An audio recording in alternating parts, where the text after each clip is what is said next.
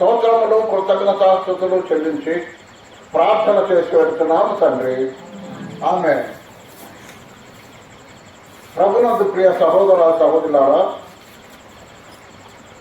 పౌలు అంటున్న ప్రతి మాట నుంచి జాగ్రత్తగా మనం అర్థం చేసుకొని ధ్యానం చేయాలి. నాకు సంభవించేవి సువార్త మరి ఎక్కువగా ప్రబలమగుటకై పరిణమించదని మీరు తెలుసుకోగోరుతున్నాను. ఏమి సంభవించినాయి? పౌలుకు సంభవించినవి ఏంటి? ఒకసారి పౌలు కొరింథీయులకు రాసిన పత్రికలో పౌలుకు ఏమేమి సంభవించినాయో అవి మనం చూద్దాం. పౌలుకు సంబంధించినవి ఏమేంటో చూస్తే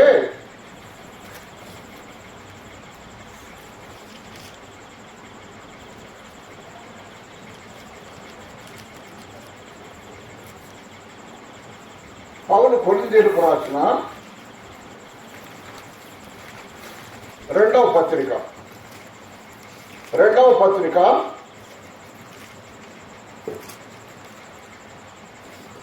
11వ అధ్యాయం 23వ వచనం నుంచి 3వ లైన్ నుంచి చదువుతున్నాను. చూడండి, 23వ వచనం 3వ లైన్.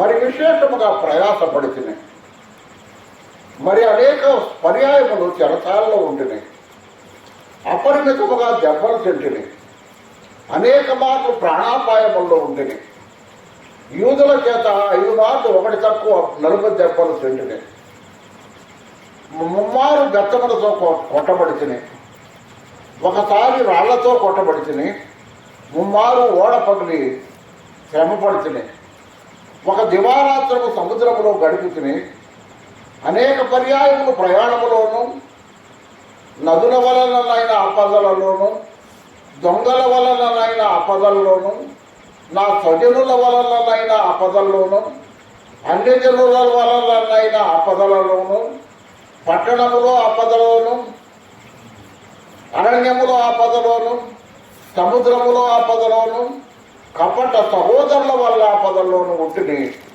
ప్రయాసముతోను కష్టములతోనూ తరచుగా జాగరణములతోనూ ఆకలి తప్పులతోనూ తరచుగా ఉపవాసములతోనూ చెలితోనూ చలితోనూ దిగంబరత్వముతోనూ ఉంటిని. ఇంకా నువ్వు చెప్పవలసినవి అనేకం ఉన్నవి. ఇవి కాక సంఘములన్నిటిని కూర్చున్న చింత కూడా కలదు. ఈ భారము దినదినము నాకు కలుగుతున్నది అన్నాడు పౌలు. ఇలాగ పౌలు సేవలో ఎంత ప్రయాసపడ్డాడో ఈ మాటలు మనకు అర్థమవుతున్నాయి. కాబట్టి ఈ ప్రయాసంతా కూడా సువార్త ఎక్కువగా ప్రబలమగుటకే జరిగిందని పౌలు వాళ్ళకి తెలియజేస్తున్నాడు. ఎలాగనగా నా బంధకముల నిమిత్తమే కలిగినవని ప్రేతోర్యమున అధిక సేనలోని వారికి అందరికీ తక్కిన వారందరికీ స్పష్టమాయను. ప్రేతోర్యం అనేది రోమా ప్రభుత్వము అధికార మందిరం. పౌలు చెరసాల్లో ఉంటే ఆ అధికార మందిరంలోకి 8 గంటలకు ఒకసారి డ్యూటీలు మారుతూ ఉంటారు. డ్యూటీలు వేస్తారు పోలీసులకి. 8 గంటలకు ఒక బ్యాచ్ వస్తారు, డ్యూటీ చేస్తారు. వాళ్ళు తర్వాత ఇంకో బ్యాచ్ వస్తారట. 3 పర్యాయాలు 24 గంటలలో 3 సార్లు వస్తారు. మొదటి బ్యాచ్ వాళ్ళు మళ్ళీ బయటకు వస్తారు. అట్లా మొదట 8, తర్వాత 8 16, తర్వాత 8 24 గంటలు కదా అలా వస్తారు. వచ్చిన వాళ్ళకందరికి పౌలు ఏం చేస్తున్నాడు? అమ్మా, వచ్చిన వాళ్ళకందరూ పౌలు ఏం చేస్తున్నాడు? సువార్త ప్రకటిస్తున్నాడు. చూడండి, తానేమన్నా బంధకాల్లో ఉన్నాడు, చెరసాల్లో సంఖ్యలు వేయబడి ఉన్నాడు, చెరసాల్లో ఉన్నాడు. వచ్చిన సైనికులకు వాక్యం చెప్తున్నాడు. 8 గంటలకు ఒక బ్యాచ్ వస్తారు, వాళ్ళని చెప్తాడు. వాళ్ళు వింటారు, వెళ్ళిపోతారు. కానీ దేవుడు కార్యం జరిగిస్తాడు. మళ్ళీ 2వ బ్యాచ్కి సువార్త చెప్తాడు, వింటారు, వాళ్ళు వెళ్ళిపోతారు. మళ్ళీ 3వ బ్యాచ్కి వస్తారు, వాళ్ళకి సువార్త ప్రకటిస్తాడు. వాళ్ళు విని వెళ్తారు. విని వెళ్ళిన తర్వాత వాళ్ళలో విశ్వాసం అనే బీజాలు పడతాయి. వినుట వలన విశ్వాసము కలుగును. ఆ విధముగా అందుకని ఎలాగనగా నా బంధకముల నిమిత్తమై కలిగినవని ప్రేతోర్యమును సేనలోని వారికందరికి తక్కిన వారికందరికీ స్పష్టమాయను. తక్కిన వారెవరు? తక్కిన వారెవరు? పౌలుతో ఉన్నారు, చెరసాల్లో ఉన్న ఖైదీలు, సైనికులు విన్నారు, శతాధిపతులు విన్నారు, సహస్రాధిపతులు విన్నారు, వచ్చిన సైనికులు విన్నారు, అందరూ విన్నారు. చెరసాల్లో ఉన్న సైనికులు కూడా, చెరసాల్లో ఉన్న ఖైదీలు కూడా విన్నారు. చూసారా? అక్కడ సువార్త చెప్పాలంటే ఒకసారి నేను హైదరాబాద్లో వెళ్ళినప్పుడు జయరావు గారని మన దైవ సేవకుడు ఉండేవాడు కదా, గంగపాలెం ఆయన, అక్కడ వరదానం గారు, చంద్రక్ గారు వాళ్ళ సంఘవాడు. ఆయన ఒక మాట అన్నాడు, అయ్యా మేము చేసే సువార్త పనిలో మేము ఫుల్ టైం వర్కర్స్ అంటే పూర్తిగా సేవకు వచ్చిన వాళ్ళు కాదని మీరు అంటున్నారు, నిజమే. మేము చెప్పిన చోట మీరు చెప్పగలరా అన్నాడు. ఏంటన్నా, మేము ఏజీ ఆఫీసులో సువార్త చెప్తున్నాం, నాతో పాటు ఉన్న వాళ్ళకి. మీ రాజారావు గారు చెప్తాడా, మీ శాంబాబు గారు చెప్తాడా వచ్చి ఆయన అన్నాడు. నేను అన్నా, అవునన్నా, మీకు దేవుడు ఆ పరిధి ఇచ్చాడు, మీకు దేవుడు ఆ పరిధి ఇచ్చాడు, వాళ్ళకి వేరే పరిధి ఇచ్చాడు, ఎవరి పరిధిలో వాళ్ళు పని చేస్తా ఉన్నారు అంతే. కాబట్టి ఒకడు ఫుల్ టైం వర్కర్ అని, ఒకళ్ళు హాఫ్ టైం వర్కర్ అని కాదు, ఎవరికి దేవుడు ఎక్కడ ద్వారం తెలిస్తే అక్కడ పనిచేయడమే వారి పని అని అన్నాడు జయరావు గారు. కాబట్టి ప్రేతోర్యం అనే అధికార మందిరంలో సేనలో పౌలు చెరసాల్లో ఉండి సువార్త ప్రకటిస్తే సైనికులు విన్నారు, శతాధిపతులు, సహస్రాధిపతులు విన్నారు, ఖైదీలు కూడా విన్నారు. స్పష్టమాయ. మరియు సహోదరులైన వాళ్ళలో ఎక్కువ మంది నా బంధకముల మూలముగా ప్రభువునందు స్థిర విశ్వాసము గలవారై నిర్భయముగా దేవుని వాక్యం బోధించుటకు మరి విశేష ధైర్యము తెచ్చుకోండి. అంటే నేను చెరసాల్లో సువార్త ప్రకటించి ఉండగా, గమనించానమ్మా, నేను చెరసాల్లో సువార్త ప్రకటించముండగా సువార్త ప్రకటించాలని ఆసక్తి కలిగి నాతో పాటు చెరసాల్లో ఉన్న కొంతమంది యవనస్తులైన సైనికులు లేక సహోదరులు పౌలు గారు లాగా మనం కూడా చెరసాల్లో ఉండి సువార్త ప్రకటించాలంటున్నారంట. చెరసాల్లో ఉన్న పన్నందుకు బాధపట్ల వాళ్ళు చెరసాల్లో మనం కూడా పౌలు గారు లాగా సువార్త ప్రకటించాలనుకుంటున్నారట. గమనించారా? ఇది పురికల్పు. సువార్త ప్రకటనకి ఇది పురికల్పు. ఆ విధంగా ప్రేతోర్యం అనే సేనలో సేవ జరుగుతుంది. నా బంధకముల మూలముగా ప్రభువునందు స్థిర విశ్వాసము గలవారై నిర్భయముగా, భయము లేకుండా చెరసాల్లో వేసినా సువార్త ప్రకటించవచ్చని దేవుని వాక్యం బోధించుటకు మరి విశేషముగా ధైర్యం తెచ్చుకోండి. కొందరు అసూయతో ప్రకటిస్తున్నారు, కొందరు కలహబుద్ధితో ప్రకటిస్తున్నారు. అసూయ అంటే వాళ్ళు చేస్తున్నారు, మేము కూడా చేయాలా, అది కలహబుద్ధి. రెండోది అసూయ, ఏం వాళ్ళు చేయక మేము చేయలేమా అని ఒకలాంటి అసూయతో చేస్తున్నారు కొంతమంది సేవ. కొంతమంది మంచి బుద్ధితో చేస్తున్నారు. దేవుడి సేవ చేయాలి, మనం ఆత్మలు రక్షించబడతాయి, ప్రభు సంతోషిస్తాడని మంచి బుద్ధితో చేస్తున్నారట. క్రీస్తును ప్రకటిస్తున్నారు. అసూయతో కలహబుద్ధితో చేసేవాళ్ళు నా బంధకములతో కూడా నాకు శ్రమ తోడు చేస్తున్నారు. మంచి బుద్ధితో చేసేవాళ్ళు ఆత్మలు రక్షించబడతాయి, దేవుడు సంతోషిస్తాడని చేస్తున్నాడు, నాకు సంతోషమే. కానీ అసూయ చేత కలహబుద్ధి చేత చేసేవాళ్ళు నాకు బాధ కలుగు చేస్తున్నారు. నాకు శ్రమ తోడు చేయవలన తలంచుకొని శుద్ధ మనస్సుతో కాదు వాళ్ళు చేస్తుంది. ఎలాంటి మనసు? శుద్ధ మనస్సుతో కాదు, మంచి మనస్సుతో కాదు, కక్షతో చేస్తున్నారట. ఏడు జయపాల్ గారు వాళ్ళు పనులు చేయట్లేదా, మేమెందుకు చేయకూడదు అని కక్షతో చేస్తున్నారట. జయపాల్ గారు వాళ్ళని నడిపించేవాడెవరు? వందలోక మంది దేవుడు, ఆయన కుమారుడైన యేసు ప్రభు, ఆయన ఆత్మ మాలో ఉండి చేపిస్తున్నాడు. మాత్రం మేము చేయట్లా. ఆయన కృప ద్వారా పని జరుగుతుంది. అంతేగాని మాకు నేను చేయట్లా. వాళ్ళు చేస్తున్నారు కాబట్టి మీరు కూడా చేయండి అని చెప్పేవాళ్ళు కొంతమంది ఉంటారు. మీరు మేమేందుకు చేయకూడదని అనుకునేవాళ్ళు కొంతమంది ఉంటారు. అట్ట కాదు, దేవుని ఆత్మ ప్రేరేపణ కావాలి. కక్షతో క్రీస్తులు ప్రకటించున్నారు. వీరైతే నేను సువార్త పక్షమున వాదించుటకు నియమింపబడి ఉన్నారని ఎరిగి ప్రేమతో ప్రకటించుతున్నారు. ఎవరు? వీరైతే ఎవరు? మంచి బుద్ధితో చేసేవారు. ప్రేమతో ప్రకటించడం. యేసు ప్రభువుని వచ్చిన సువార్త ఎలా ప్రకటించాలంటే ప్రేమతో ప్రకటించాలి. నశించిపోతున్న ఆత్మల భారము కలిగి పనిచేయాలి. అయిననేమి మిష చేతనే కానీ, సత్యము చేతనే కానీ, ఏ విధము చేతనైనను క్రీస్తు ప్రకటించబడుతున్నాడు. వాళ్ళు మంచి బుద్ధితో చేయని, కలహ బుద్ధితో చేయని, మిషతో చేయని, ఎలాగో చేయని, మొత్తానికి యేసు ప్రభు పేరు చెబుతున్నారు అంటున్నాడు పౌలు. క్రీస్తుని ప్రకటించుతున్నారు. అందుకు నేను సంతోషిస్తున్నాను. ఇక ముందుకు సంతోషిస్తాను. మరియు నేను ఏ విషయంలోనూ సిగ్గుపడక ఎప్పటి వలన ఇప్పుడు కూడా పూర్ణ ధైర్యంతో బోధిస్తున్నాను. ఎలాగా? అప్పుడు ఎలా బోధిస్తున్నానో ఇప్పుడు కూడా అదే పూర్ణ ధైర్యం ఇచ్చేవాడు ఎవరు? పరిశుద్ధాత్మ. మనలో ఉన్న పరిశుద్ధాత్మ దేవుడు మనకు ధైర్యం ఇస్తాడు సువార్త ప్రకటించటం. కాబట్టి ధైర్యము చేతను సువార్త బోధించడం వలన నా బ్రతుకు మూలముగానే సరే, చావు మూలముగా సరే, నేను బ్రతికి సువార్త ప్రకటించిన, చావు ద్వారా సువార్త ప్రకటించిన. చావు ద్వారా సువార్త ప్రకటించినట్టు చెప్పండి.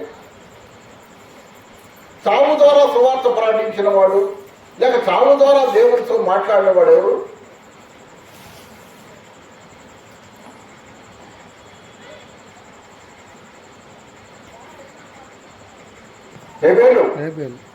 హెబేలు ఎలా ప్రకటించాడు?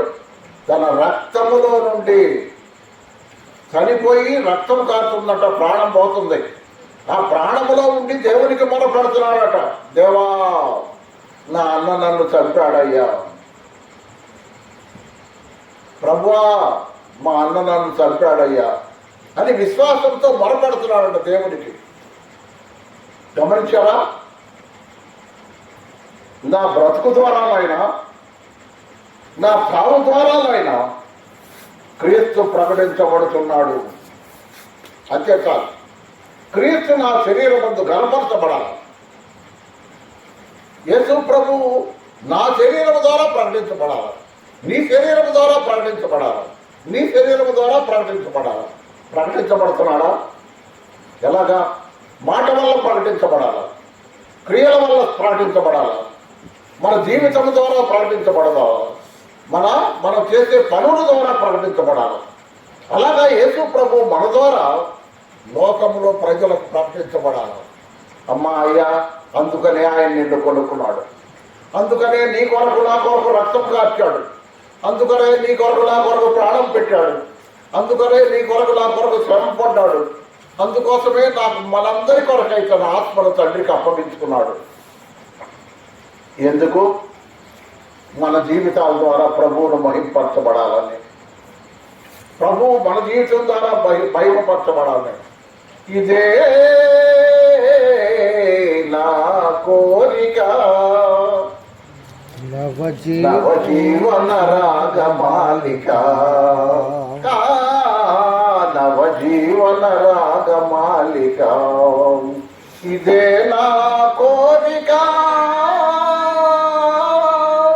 నవజీవన రాగమాలిక, ఇదే నా కోరిక, నవజీవన రాగమాలి. అది మన కోరిక ఉండాలి. సువార్త ప్రకటించలో నా ప్రభువుని నేను ప్రకటిస్తున్నాను, నా ప్రభు శ్రమలను ప్రకటిస్తున్నాను, నా ప్రభు మరణాన్ని ప్రకటిస్తున్నాను, నా ప్రభు యొక్క నీతిమత్వాన్ని ప్రకటిస్తున్నాను, ఆయన జీవితాన్ని, ఆయన శ్రమ మరణ భూతాపన పునరుద్ధానములను మనం ప్రకటించే వారముగా ఉండాలి. అది సువార్త. ఆయన మీద ప్రేమతో నశించిపోతున్న ఆత్మలుగా భారం కలిగి ప్రకటించాలి. చేస్తున్నామా? సహోదరులారా, సహోదరులారా, ప్రతిసారి ఎందుకో నాగరాజు గారి ఇంటి దగ్గర సువార్త బాగా ప్రకటించబడుతుందని నాకు అనిపిస్తుంది.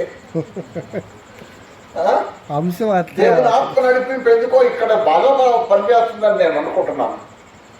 కాబట్టి సువార్త ప్రకటించడానికి దేవుడు ఏర్పాటు చేసుకున్నాడు. కాబట్టి మనము దేవునికి స్తోత్రములు, కృతజ్ఞత స్తుతులు చెల్లిస్తున్నాను.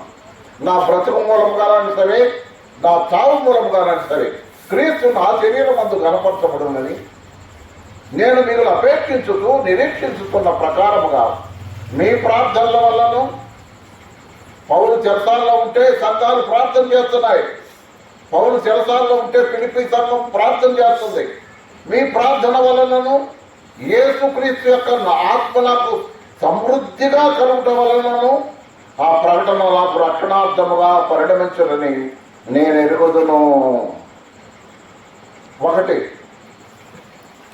నా శరీరం అందు గనపరచబడాలా, ఇది నేను మిగులు అపేక్షిస్తున్నాను. మీరు ప్రార్థన చేస్తున్నారు. అంత మాత్రమే కాదు, నాకు సమృద్ధిగా అనుగ్రహింపబడిన పరిశుద్ధాత్మ ద్వారా కూడా ఆ ప్రకటన నాకు రక్షణార్థముగా పరిగణించమని నేను ఎరుగుతాను. కనుక నా మట్టుకైతే బ్రతుకుట క్రీస్తే, చావైతే లాభం. బ్రతుకుట క్రీస్తే, చావైతే లాభం. ఇంకొక మాట చదువుకుని నేను ఇక్కడ ముగిస్తున్నాను. అయినను నాకున్న పనికి ఫలసాధనమైన ఎడల నేనేమి కోరుకుందును, నాకు స్తోత్రం లేదు. ఈ రెండింటి మధ్యన ఇరుకున పడి ఉన్నాను. నేను వెడలిపోయి క్రీస్తుతో కూడా ఉండవల్లని నాకు ఆశ ఉన్నది. అది నాకు మరీ మేలు. అయినను నేను శరీరమందు నిలిచి ఉండుటల మిమ్మును బట్టి మరీ అవసరమై ఉన్నది అన్నాడు పౌలు. శరీరమును బట్టి నిలుస్తుంటే సంఘాలకు క్షేమం. శరీరమును బట్టి నిలిస్తే సంఘాలకు క్షేమం. చనిపోతే నాకు క్షేమం. ఎందుకని? నేను ప్రభుత్వం పాటు ఉంటాను కాబట్టి. ఏది ముఖ్యం? అది దేవుడే నిర్ణయించాలి. పని ఉందంటే ఉంచుతాడు, పని లేదంటే తీసుకుపోతాడు. గమనించారా? పని ఉందా లేదా? ఉంది. పని ఉంది కాబట్టే దేవుడు బ్రతికిస్తున్నాడు నన్ను. పని అయిపోతే, అయ్యా నీ పని అయిపోయిందిగా, నీ సేవ సంపూర్ణమైంది, ఇక రా, ఇంటి దగ్గరకు రా, ఇంటికి రా అని పిలుస్తాడు. కాబట్టి సహోదరులారా, పౌరులను పిలిచిన దేవుడు మనందరూ కూడా అలాగే పిలుస్తాడు. మన పని అయిపోయిన తర్వాత పిలుస్తాడు. అబ్రాహం గారేడి, అలాగే ఇస్రాయల్ గారేడి, రాజు గారేడి, వాళ్ళ పని అయిపోయింది, వాళ్ళు వెళ్ళిపోయారు. నేను ఆఖరోడు అయిపోయా. వాళ్ళందరూ ముందుగా పోయి విశ్రాంతిలో ఉన్నారు.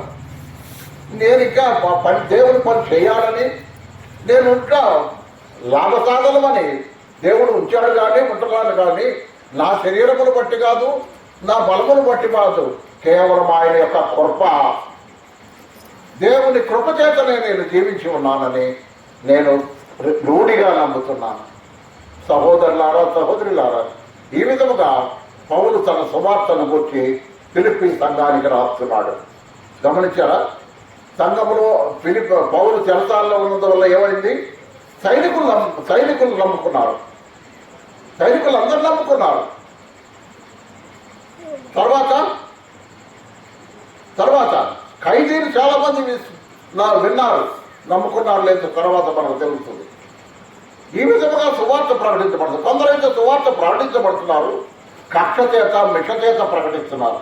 కానీ నేనైతే నశించిపోతున్న ఆత్మల భారం కలిగి ప్రకటిస్తున్నానని పౌలు సంఘాలకు, ఫిలిప్పీ సంఘానికి చెప్తున్నాడు. మీరు నా కొరకు ప్రార్థన చేస్తున్నారు. మీ ప్రార్థన వలనను. గమనించారా? సేవకుడు చెరసాల్లో ఉంటే ఫిలిప్పీ సంఘం ప్రార్థన చేస్తుంది. సేవకుడు చెరసాల్లో ఉంటే ఫిలిప్పీ సంఘం భారముగా, ప్రభువా నీ దాసుడు చెరసాల్లో ఉన్నాడు, విడిపించయ్యా అని ప్రార్థన చేస్తున్నా. ఆ విధముగా ప్రార్థన జరుగుతూ ఉండగా పౌలు జీవించి ఉంటానా ప్రభు కొరకు, లేకపోతే ప్రభు చిత్తానుసారంగా నేను కూడా బైబిల్లోకి పిలువబడతాను అని తన యొక్క ఉద్దేశాన్ని కూడా అక్కడ తెలియపరిచాడు. ఈ రెండింటి మధ్య నేను ఇరుకులో ఉన్నాను. ఇక్కడ దేవుడి సంఘం, ఇక్కడ అవసరం ఉంటే దేవుడు ఉంచుతాడు, ఇక్కడ కాకపోతే అక్కడ పిలుస్తాడు. పిలిచాడనుకో పని ఆగిపోద్ది, నాకు విసిరాలి. ఇక్కడ ఉంచాలనుకో ప్రభు పని చేస్తాను. నశించిపోతున్న ఆత్మల భారం ఉంది, సహాయం చేస్తాడు ప్రభు. ఆత్మచేత నడిపించబడతాము. ప్రభువు చిత్తానుసారముగా జీవించి ఉంటామని పౌలు తన ఉద్దేశాన్ని సంఘానికి తెలియపరిచాడు. ఆ ప్రకారం మనం కూడా అమ్మా ఒక విశ్వాసి కానీ, అపోస్తులు కానీ, ప్రవక్తలు కానీ, స్వార్థికులు కానీ, కాపర్లు కానీ, ఉపదేశకులు కానీ, అధ్యక్షులు కానీ, విశ్వాసులు కానీ ప్రతి ఒక్కరు నేను ఉన్నందువల్ల ఏం ప్రయోజనం, ఎందుకు దేవుడు నన్ను చూస్తున్నాడు అనేది మనసులో పెట్టుకొని మనం ఒక గురి కలిగి పనిచేద్దాం. అప్పుడు దేవునికి మహిమ. ప్రార్థన చేసుకుందాం.